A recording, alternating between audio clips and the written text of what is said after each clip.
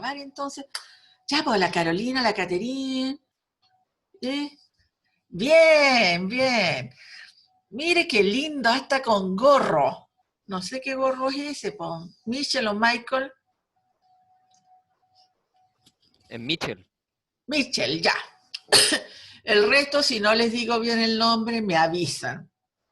Vamos a esperar un par de minutos para que todos ingresen. Perdón. Me voy a presentar y vamos a conversar un ratito de las dudas que tengan ustedes y a lo mejor las que yo también tengo, ¿ya?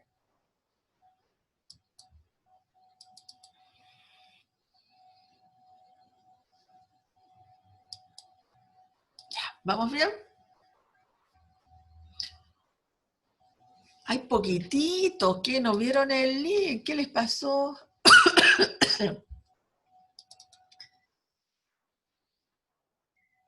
La idea es que tengamos todos. Porque además que hacía más lento este grupo. ¿Por qué? Porque la semana pasada fue festivo. No esperábamos un festivo, ¿verdad? Pero bueno, hay de todo.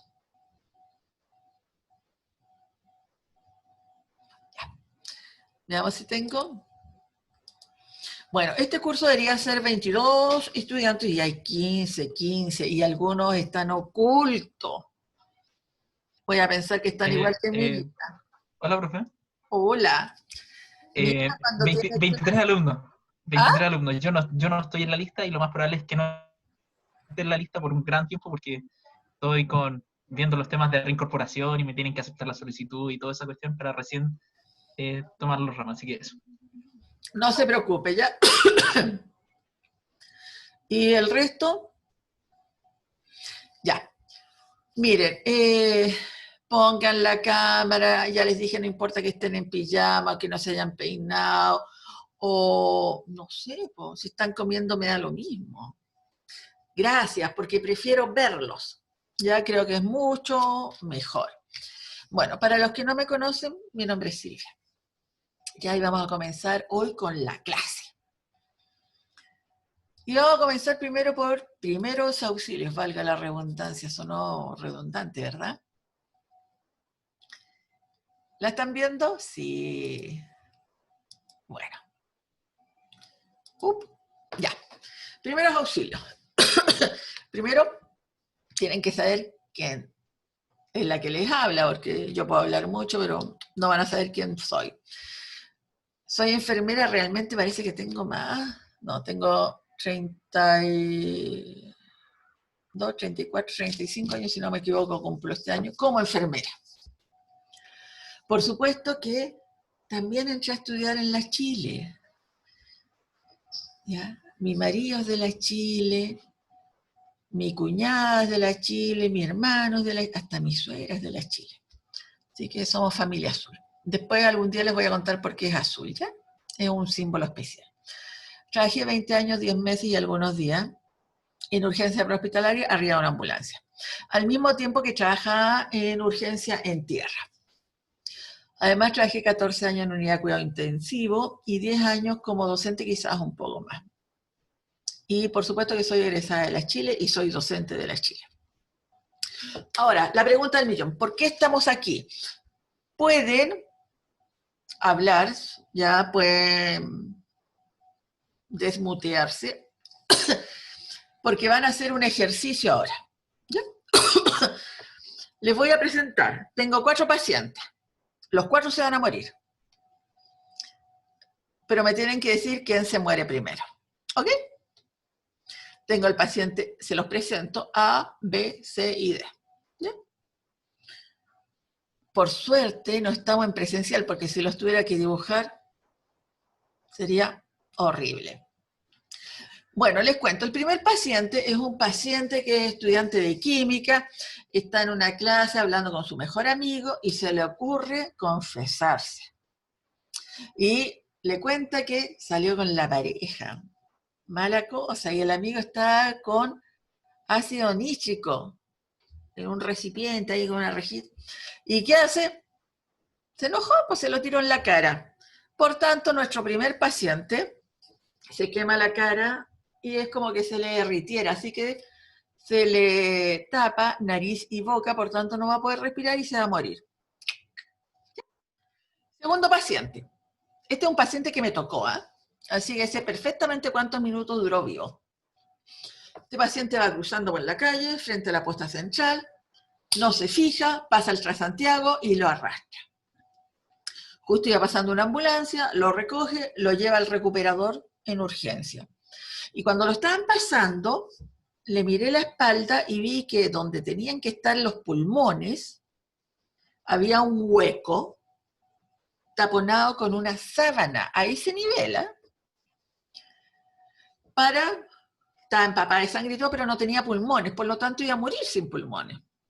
De hecho, murió. Tercer paciente, es un paciente que va caminando tranquilamente, muy temprano, casi de madrugada, se encuentra con un amigo desconocido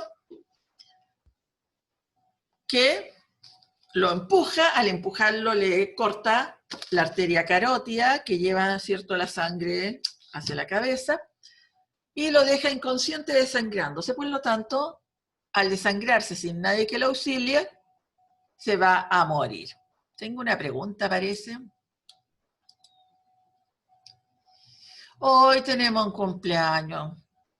El Michi está de cumpleaños. Ya le vamos a cantar cumpleaños feliz al terminar, ¿ya? Ok, entonces se desangra y se muere. El cuarto paciente, un paciente terrible. Pobre paciente, había quedado sin trabajo. Así que se deprimió. Muy mal. ¿Y qué pasó? Partió, dijo, voy a ir a la Torre de Mordor. La conocen, ¿verdad? ¿Sí? Es la que algunos le dicen el Costanera Center. Bueno, y comenzó a subir. Se fue al subterráneo, el segundo subterráneo, y comenzó a subir. Y fue vitrineando en un intento de que se le quitara la depresión. Pero iba viendo los precios y el que estaba cesante y sin plata se deprimía cada vez más. Y llegó al quinto piso. Y hay una escalerita que ahora está clausurada y pasó a la terraza del sexto piso. Y se sube a la terraza y se lanza. Y cae sobre la vereda, golpe fuerte, y tiene una solaría, una fractura abierta de cráneo con pérdida de materia gris, materia encefálica.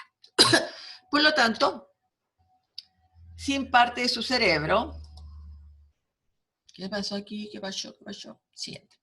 Se va a morir, ¿cierto? La pregunta del millón, ¿quién se muere primero? ¿Quién me ayuda a contabilizar aquí? A ver, Byron. Yo digo el paciente C. Paciente C, lo vamos a anotar ya. C. Llevamos un voto. ¿Quién más? Bruno, ¿por quién vota? Por el A. Un voto por el A. Ah, la Michelle es la que está de cumpleaños, ¿no? Claro, yo decía, ya, ok, ya la cumpleañera, ¿por quién vota? Yo creo que el D se muere primero. El D. Sí. Vamos a poner el D. Ya. Catalina, Yo voto por el A. vota por el A. Y el resto que no los veo por aquí, voy a tener que poner ahí los nombres. Camila, ¿por quién vota la Camila? Yo creo que el D. El D, bien. Fabián, ¿por quién vota usted? Yo voto porque no le llega sangre al cerebro. Deme un segundo. Usted no vota, no está en la clase. Yo creo que el B. El D, ya. Ese era mi marido que está en la sala del lado votando, ¿eh? Y vota por el C, vamos a ver si gana. Byron, ¿ya votó? No, no ha votado Byron. Creo que el C igual. El C, ¿ya? Vamos con 3 votos para el C, bien. Camila votó, ¿no? Sí. Camilo, Yo voto por el D. D. ¿Quién me falta? Que ya se me están desordenando. Recuerden que la profe es inmigrante digital, así que estamos más o menos nomás. La Catalina Ibarra.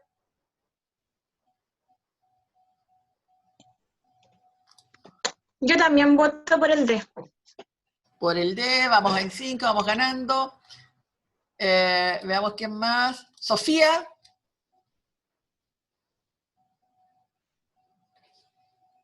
¿No está la Sofía? Sí, yo voto por el D. D. Dedo. Ah, el D de dedo, ya. Sí, dedo. Paloma. Mi sobrina nieta se llama Paloma.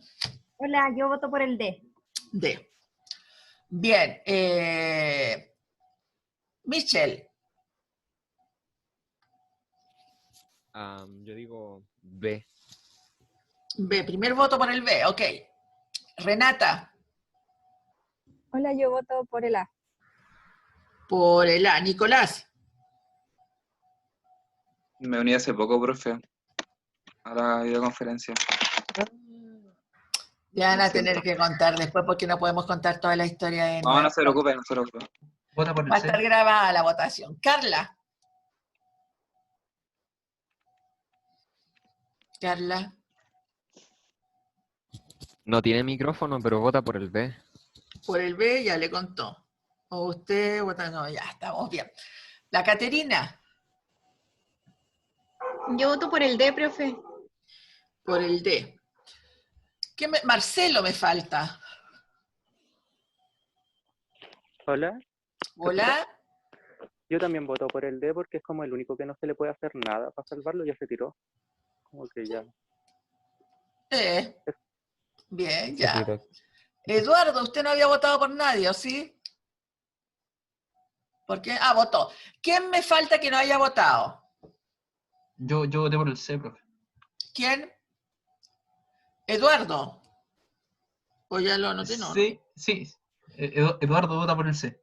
Ya, Eduardo vota por el C. ¿Quién me falta? ¿Alguien me falta? Yo falto. Hola, voto por el D. Vota por el D, la Carolina. ¿Alguien más que falte que no haya votado? ¿No? A ver, les cuento. Los cómputos, qué buena, ¿eh? Bueno, los cómputos del día de hoy son para el paciente A, 3 votos, 3. Para el paciente B, 2 votos. Para el C, 4 votos. Y para el D, 10 votos. 10, 14, 15, 16, 17, 18, 19. Sí, está bien. 19 personas votaron entonces y votaron en mayoría por el D. Ahora les voy a ir contando. El D, que pierde parte de la materia gris, es el último en morirse. De hecho, no sé si ustedes saben, pero veamos, ¿cuántos políticos conocen que no tienen materia gris? La mayoría. La mayoría, y sigue viviendo, puede vivir sin materia gris. Ya, ojo con eso. Después tenemos el paciente del C, que se desangra. Ojo, es la carótida, es una arteria, pero no es la más grande. Si hubiera sido la aorta, se demora 4 minutos y medio en morirse una persona de 70 kilos aproximadamente. Pero esta es la carótida. Se va a demorar entre 20 a 30 minutos en no tener ninguna posibilidad. El paciente B, paciente que me llegó cuando trabajaba en la posta central. Algunos médicos dijeron que iba a demorar en morirse 5 minutos. Falleció a los 6 minutos y medio. Por lo menos logró despedirse de su mujer que estaba junto a él. ¿Ya? No tenía pulmones, no había nada que hacer. El paciente de la A. A ver, ¿cuántos de ustedes han hecho el juego de ir a una piscina y sentarse en el fondo y ver cuánto aguantan sin respirar? ¿Lo han hecho? Ya, el Eduardo lo ha hecho. ¿Quién más lo ha hecho? ¿El único? Bien, el Bruno, el Michel. Bien, yo creo que todos lo hemos hecho también. tarde o temprano. ¿Y cuánto aguantan? Poco. No. Nicolás, ¿cuántos aguantará? Poco porque soy fumador. ¿Ah? Así que aguanto poquito. Aguanto poquito porque soy fumador. Usted aguanta menos, po. Generalmente aguantan muy poco, a menos que sean buceadores profesionales. ¿Ya? Son minutos, 2 o 3 minutos, no más de eso. Así que claramente se va a morir. Entonces el primero que se muere es el A, después el B, el C y el D. Y si se dan cuenta, le hicimos A, B, C y D. Por una razón mnemotécnica más que nada. ¿Por qué? Allá. Porque el primero en morirse siempre es la letra A. Todos los problemas de la vía aérea o de la columna cervical son los primeros en morirse. Segundo en morirse son todos los que no pueden respirar bien. No puede respirar bien, se va a morir. El tercero se refiere a la evaluación de la C. Circulación más cohibir hemorragias, se va a morir. Y el D, el déficit neurológico es el último. De hecho, muchas veces hemos visto que fallecen al final. A lo mejor pueden quedar casi como vegetales, pero van a seguir vivos. Los niños que son anencéfalos, que nacen sin cerebro, pueden vivir, pero son unas plantitas. ¿Vamos bien? Ahora, ¿por qué mi interés en que ustedes aprendan de primeros auxilios? ¿Recuerdan que le dije que había trabajado un par de años en la ambulancia? No un par, fueron como... ¿Cuántos serían? Como 20 años, 10 meses y algunas semanas y días. Bueno, lo que yo quiero que ustedes aprendan es que puedan entender el terror de una mujer cuando nosotros nos acercábamos y había llamado porque su pareja ya no respiraba. Y todavía nos decía, oh, yo le hice todo lo que vi en la tele. Veía mucho Dr. House, entonces veía cómo le hacían el RCP. Claramente lo hizo mal. Han visto que en la televisión es... Y todavía la gente lo ve y jura que saben hacer reanimación cardiopulmonar cuando no saben hacer nada. Entonces, ¿cómo le íbamos a nosotros a decir, oiga, ¿sabe que todo lo que hizo no sirvió de nada? Es difícil. Me gustaría que pudieran entender cuando se declara la muerte de una niña, que quizás se hubiera salvado si hubieran hecho bien los primeros auxilios. Me gustaría que pudieran entender la alegría que uno siente al estar en alguno de estos escenarios. No es que uno sea sádica, ¿ya? Sino que es importante que aprendan que lo rico y lo excelente que es saber qué hacer cuando reina el caos. Es maravilloso. Ya, de hecho, entre paréntesis les cuento, la primera vez que me subí a una ambulancia, yo era muy chica, tendría 20 años, 21 realmente. Me subí a la ambulancia, era un turno de noche, llamé a mi mamá, no sé, o ella me llamó por teléfono como a la medianoche, yo había comenzado a las 8, me preguntó cómo estaba, yo le dije, no, mira mamá, llevo 2 personas baleadas, un accidente de tránsito, una señora que se fracturó la cadera y un acuchillado. Y me dijo, eso es terrible.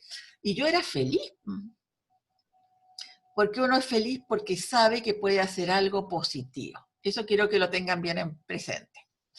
Entonces, ahora que más o menos lo entienden, esta es una fotografía de una carrera que hubo donde estalló un par de bombas. Lo importante que es saber ser útil, saber ayudar a quien lo necesita en el lugar y momento indicado. ¿Vamos bien? Entonces, ¿qué entienden ustedes por primer auxilio? A ver, pregunta el Bruno.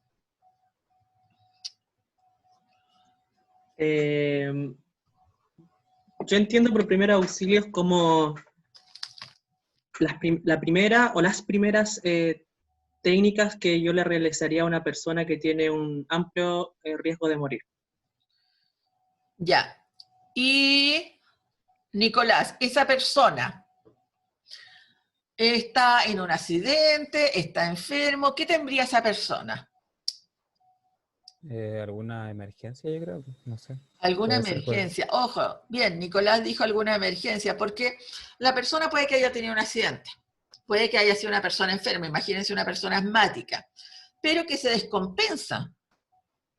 Entonces hay que saber qué hacer en ese minuto.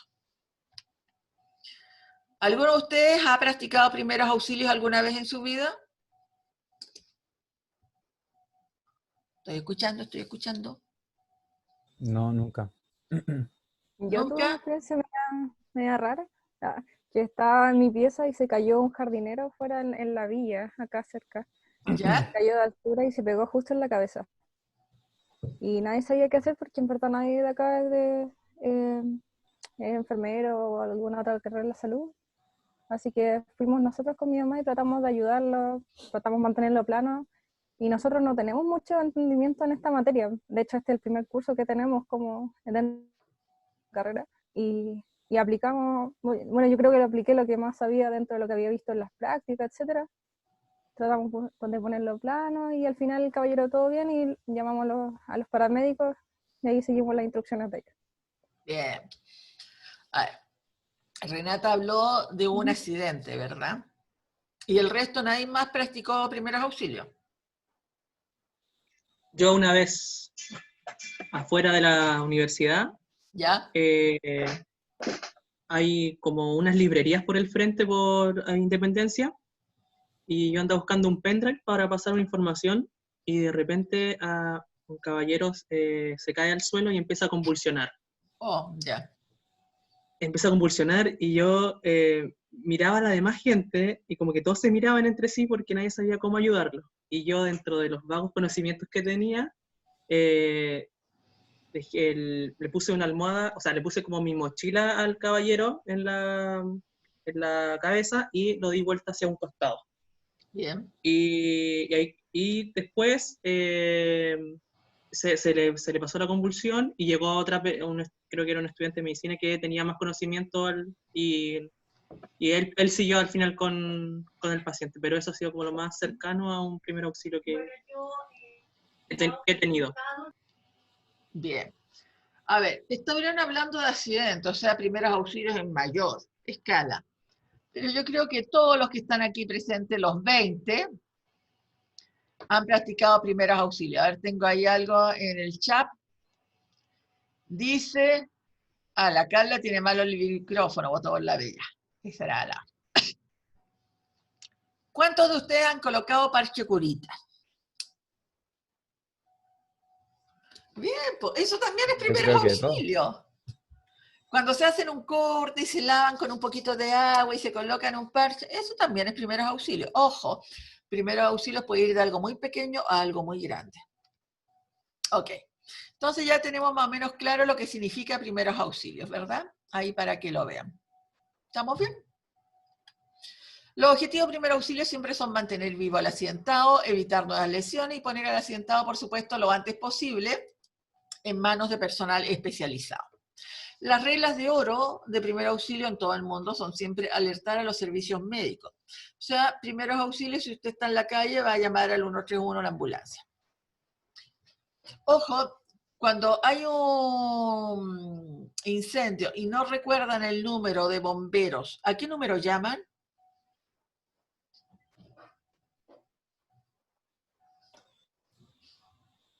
Ahora todos se quedaron enmudecidos. No sé, ¿a los pacos o no? A ver, les cuento. Cuando la que habla trabajaba en ambulancia, a veces llegábamos a los accidentes y llegaba primero salud, la ambulancia. Y después llegaban los bomberos y de repente nos poníamos a pelear, pues a ver de quién era el accidente. Y era tanto que a veces peleábamos a empujones y algunos iban a los golpes. Ya quizás no, yo llegué primero, así que el accidentado es mío. No, no es eso. Ya el año 2005, la posta central se reunió con bomberos y con carabineros, hicieron un manual único que se llama Manual ABC. Pero en el sentido de que se iban a poner de acuerdo quién atendía primero. Entonces, si había que hacer reanimación, salud. Si era algo legal, carabineros, si había alguna extricación o salvataje de entre los fierros, o en altura, bomberos, incendio, bomberos. Pero siempre teníamos que trabajar en forma unida. Por lo tanto, cuando llegaba una llamada a bomberos, al 132, y bomberos pensaba que era necesaria la ambulancia, bomberos llama ambulancia. Y llegan los dos. Si, por ejemplo, llamamos al 131 y llega la ambulancia y ve que hay alguien atrapado en un vehículo y hay que sacarlo, llama a bomberos y también puede llamar a carabineros. Están comunicados entre sí. ¿Por qué va esto? Se intentó hacer un número único. Por ejemplo, en España y en Europa está el 112. En Estados Unidos está el 911. Y aquí dijimos, va a ser un número único. Claro, pero Carabineros quería que el 133 fuera el único, Salud quería que el 131, y comenzamos así que nunca se pusieron de acuerdo. Por lo tanto, si usted llama un número, significa que está llamando a todos los demás. ¿Se entendió? Bien. En primeros auxilios, ¿qué es lo primero que hay que hacer cuando llegan a una zona con un accidente? Vamos, ¿quién?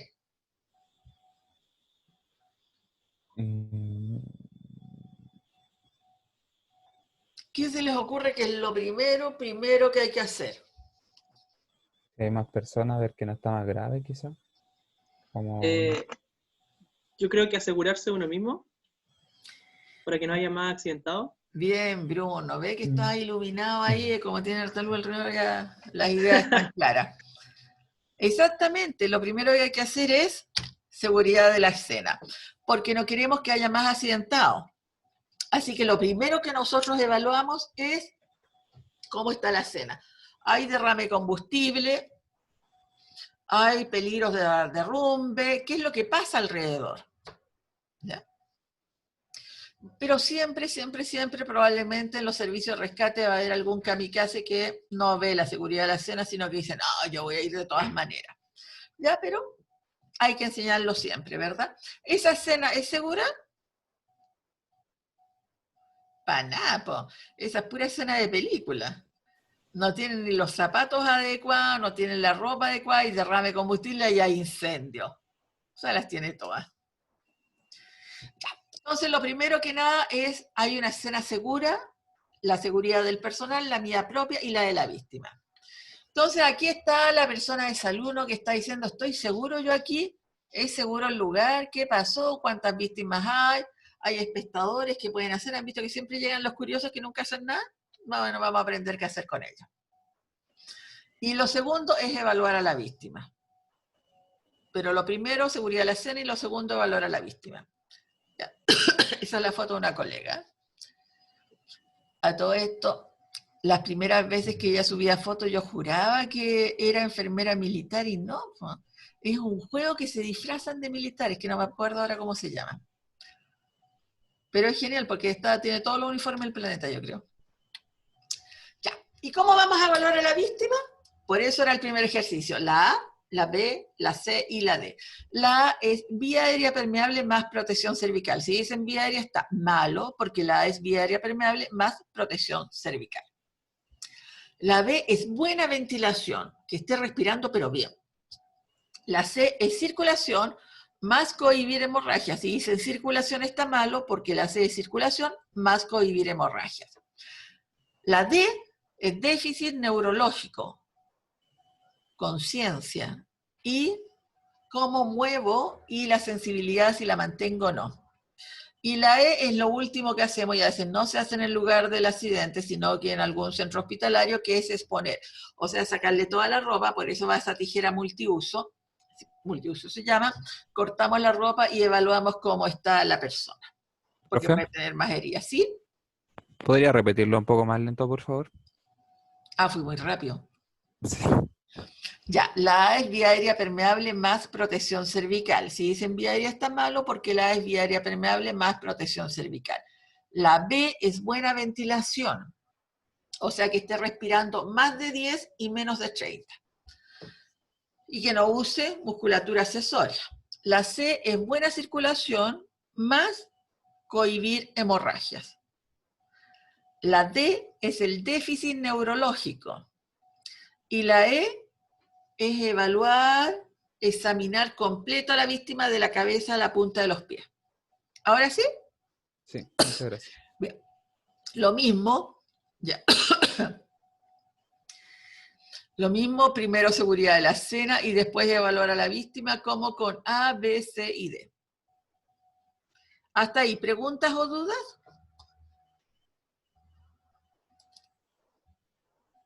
Ninguna pregunta, vamos a ir a la siguiente. Trato de hacerlo lo más didáctico posible. De repente ustedes me tienen que decir, ¿le entiendo? ¿No le entiendo? Por supuesto que, denme un segundo. Ay, no puedo minimizar cuando estoy grabando. Voy a pausar un minuto. Ya. Entonces, estábamos en la letra A, vía aérea permeable más protección cervical, en donde teníamos que responder estas preguntas. Se considera un paciente, la persona nos puede pedir ayuda. Podemos ver que la persona necesita ayuda. Podemos ver que algo raro pasa. ¿Cómo lo sabemos? Porque sabemos que necesita nuestro apoyo. ¿Y cuál es el manejo inicial? Va a depender de cada persona y va a ser A, B, C o D. ¿Y cuáles son los puntos claves? Van a depender de cada persona. A una persona que tiene problemas en la vía aérea no lo podemos tratar como si estuviera fracturado. O sea, hay que ir evaluando. Lo mismo, A, B, C, D, E. La evaluación siempre la vamos a hacer según A, B, C, D, E. Salvo cuando hay paro cardiorrespiratorio, pero eso es otra clase. ¿Por qué es necesaria la evaluación inicial lo más seguro y objetivo posible para disminuir la mortalidad? ¿Por qué? Tenemos esta mortalidad trimodal que le llamamos, que en la primera hora en un accidente grande se calcula que el 50% de los heridos fallecen. Las siguientes 4 horas, que son cuando están en el servicio de urgencia, fallece un 30% más. Y en los siguientes días o semanas fallece un 20% más. Y eso por las infecciones que se tomaron probablemente en esta primera hora. Por lo tanto, ¿qué es lo importante? Que antes de llegar al hospital la persona reciba toda la ayuda posible. ¿Vamos bien? ¿Cuál es la principal complicación que se les ocurre en el manejo de la vía aérea? ¿Cuál es el principal problema que pueden tener? ¿Obstrucción? Bien, maravilloso, obstrucción. Y el mejor método para salvarlo es la maniobra frente-mentón, que significa que llevamos la frente un poquito para atrás y levantamos el mentón. ¿Para qué? Para que la lengua se va hacia atrás cuando se caen. Entonces, cuando levantan la mandíbula, la lengua vuelve en su posición y se queda ahí. Y se desobstruye la parte trasera. Aquí vemos respiración normal, la lengua está en posición normal y deja pasar el aire. Pero cuando la lengua, la persona se ha caído, se le abre la mandíbula, la lengua se va hacia atrás y hay una obstrucción completa. ¿Han visto las personas que roncan? Es porque la lengua se fue hacia atrás y tienen la boca abierta cuando están durmiendo. Entonces usted le cierra la boca y dejan de roncar. Porque la posición de la lengua vuelve a su posición normal. ¿Vamos bien? Entonces la maniobra es súper fácil. Miren, frente, mentón. Llevo no completamente, sino que solamente para dejarlo derecho. ¿Ya? Frente y levanto la mandíbula. Por lo tanto, la maniobra encontraron el nombre más didáctico posible, maniobra frente-mentón. ¿Cómo salvo a la persona? Con una maniobra frente-mentón. Ahora, si sospecho fractura de la cervical, a lo mejor se cayó del techo, levanto la mandíbula, pero sin llevar la cabeza hacia atrás. Y la levanto solamente con las manitos, ¿ya? Pero no trato de no mover la cabeza. El objetivo es mantener la vía aérea permeable. Siempre descarten la posibilidad de los cuerpos extraños o de fracturas, ya sea en la mandíbula o fracturas de la tráquea cuando la tráquea está movilizada o de la laringe. Vamos, les voy a después a poner algunos videos para que vean cómo pueden sujetar el cuello de la manera más factible y generalmente uno cómo lo hace, sujeta de los puntos óseos. Yo no pongo la mano ahí donde no tengo hueso, sino que la coloco los deditos donde tengo hueso y puedo sujetar, y la mandíbula aquí la levanto. No sé si se dan cuenta que se levanta con el meñique. ¿Ahí sí? Bien. Lo mismo si están acostados, si se dan cuenta, son superficies óseas, ahí está, va a sujetar la mandíbula con ese dedo y la va a levantar un poco, pero no sujeta en la mejilla donde es blando, donde no hay que apretar. Entonces, punto óseo. Pero la persona se cayó del techo, yo digo, pucha, ¿y cómo sé yo si tiene fractura de cervicales? Lo sospecho. No puedo estar segura porque la única forma de estar segura es que le hagan una escáner. Y hay unas P, son P gringas, así que hay pain, que es dolor, está en gringo. Pero si hay dolor tocando cualquier parte del cuello, es fractura cervical hasta que se pruebe lo contrario. Si la cabeza está rotada, es fractura cervical hasta que se pruebe lo contrario. Si hay parálisis, no puedo mover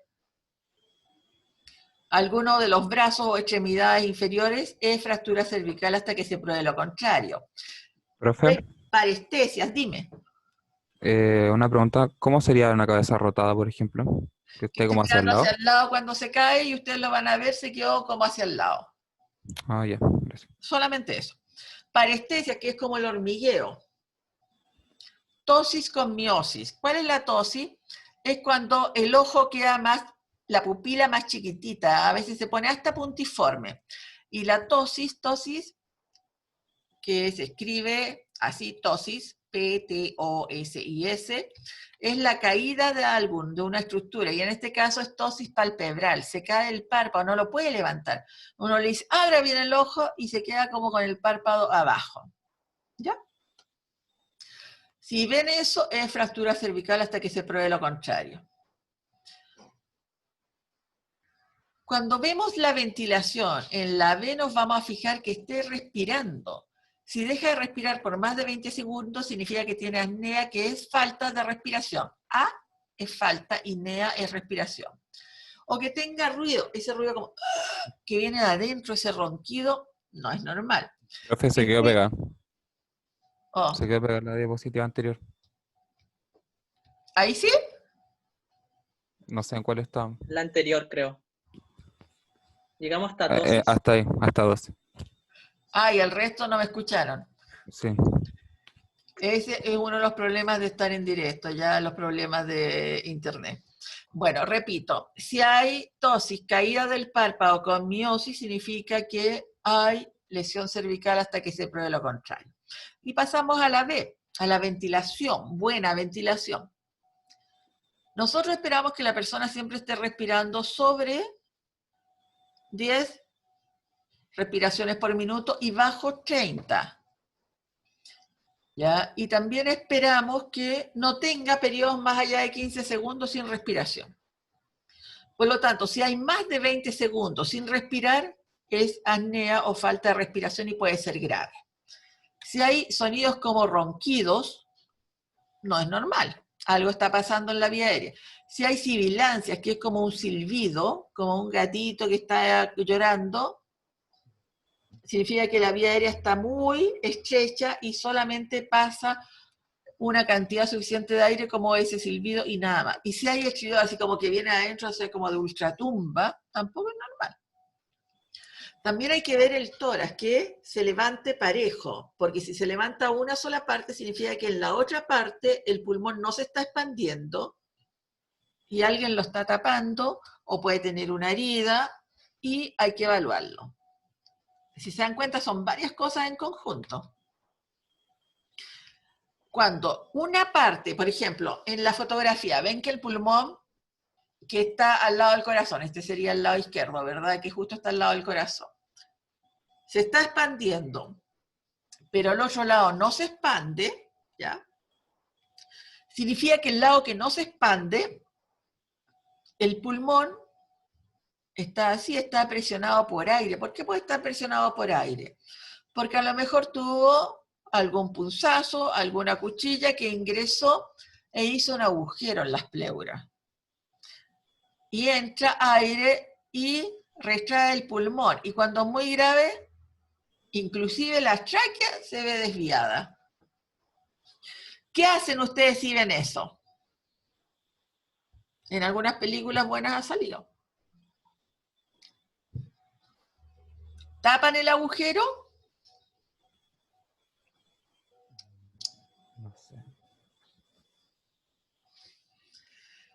Se los voy a soplar. Se tapa, pero con una válvula, porque si lo tapo entero, el aire que está dentro no va a poder salir y va a ser peor. Y eso sí que puede matar a alguien. Lo que hago, le pongo un parche de 3 puntas. No tengo idea quién le puso nombre al parche, porque el parche realmente es de 3 lados. Nunca ha sido 3 puntas.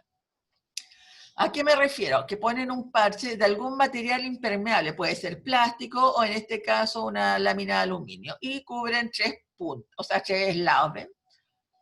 Debería llamarse parche de 3 lados, pero no. Y un lado lo dejan descubierto, de tal manera que pueda salir el aire, pero no pueda entrar, actúa como válvula.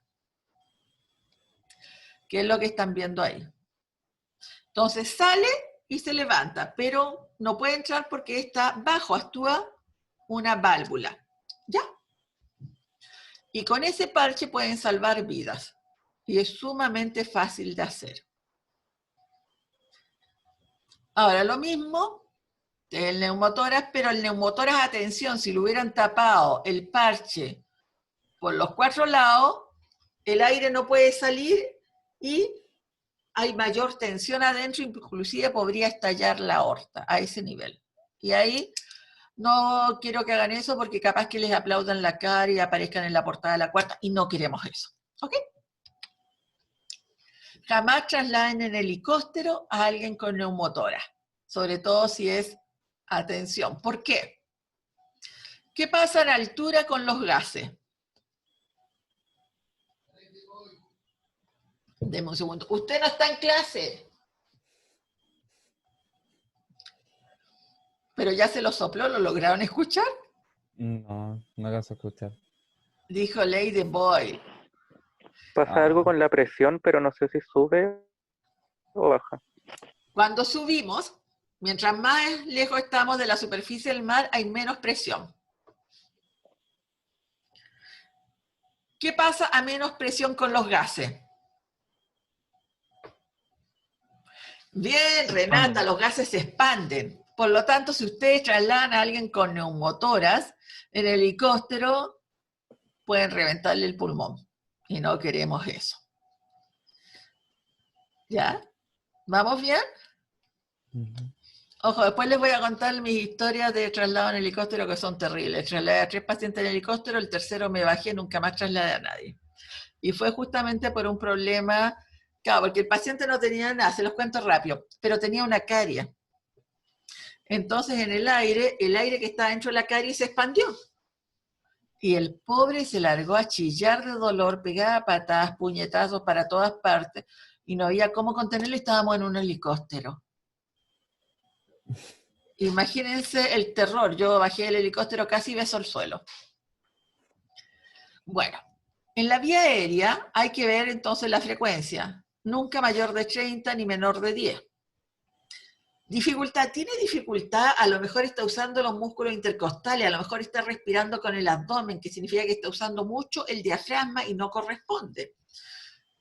Está azul, ¿qué es lo que pasa? Simetría del tórax, los 2 lados se mueven al mismo tiempo, un lado se mueve más que el otro. Desviación de la tráquea podría ser difícil. Y respiración paradojal significa que cuando tomamos aire y el pulmón se expande, hay una zona que se cae, es como un agujero que tiene en el tórax, y eso puede significar que la costilla está fracturada en 2 partes y esa parte del medio es la que no se expande. Hasta ahí. ¿Preguntas, dudas o consultas? ¿Fue mucho? No. La forma de hacer clase va a ser siempre, yo les voy a hacer una clase, esta clase se va a subir a internet, vamos a dejar de grabar, si no, después les va a salir mucho.